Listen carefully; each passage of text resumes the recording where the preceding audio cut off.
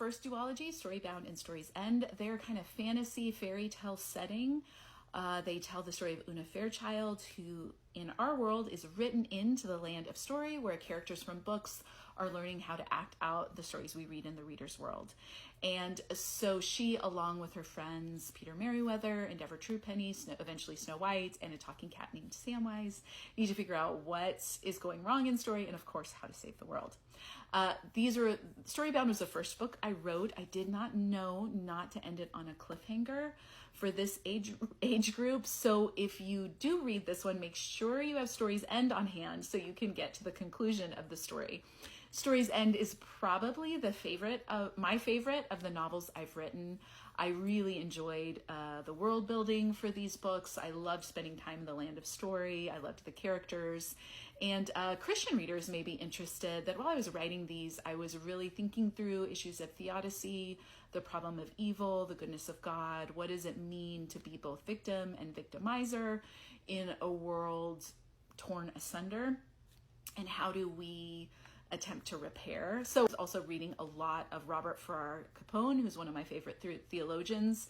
And so there's a little bit of the scandalous and mischievous grace of God throughout. Second duology is A Sliver of Stardust and A Legend of Starfire. I would describe these as sci-fi steampunk books. They follow the story of Wren Matthews and Simon Barker, both homeschooled young people who discover that they are part of an ancient guild of fiddlers made up of magicians and alchemists who learn how to play stardust to make magic. The magicians and alchemists have been at odds for centuries, and things are kind of coming to a crisis point when Wren and Simon enter the story. The magic is actually encoded in the Mother Goose rhymes, so you'll see a lot of references to the Mother Goose nursery rhymes themselves as the way the magic is played, as well as other elements like the birds are quite present. They ride falcons.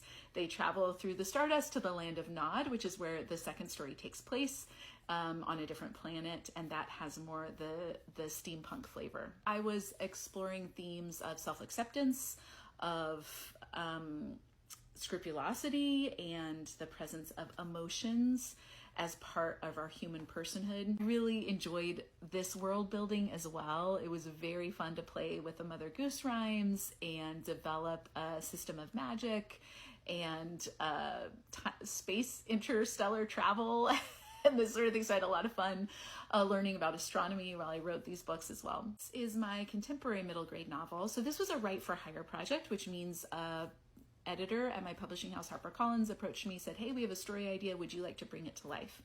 And the basic idea is there's a young girl named Krista who loves Christmas, loves everything holiday, and discovers right before the holidays that her parents are getting a divorce. And she's kind of blindsided by this. She's about to leave with her actress mother, who's going on tour through Europe.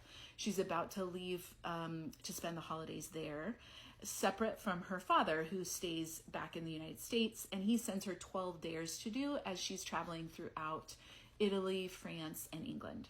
This was a really fun one to write because I got to research different holiday traditions in these different countries and kind of imagine in a suspended disbelief sort of way, what would this be like for tweens traveling through these countries at the holidays? For Krista, she is navigating huge relational change. She's confronting her own anxieties in a lot of these dares.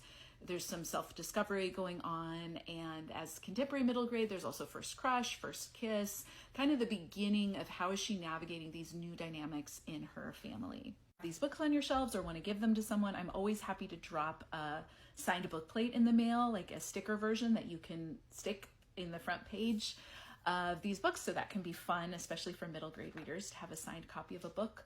And, you know, I probably won't talk about this work very much on this account, since it's not really related to the project Kelsey and I are doing with the history of Christian parenting. But as a novelist, it's always kind of mind-blowing that people, strangers, join you in these imaginary worlds. So I do love hearing from readers who have read these books. So feel free to reach out if you like, and happy reading.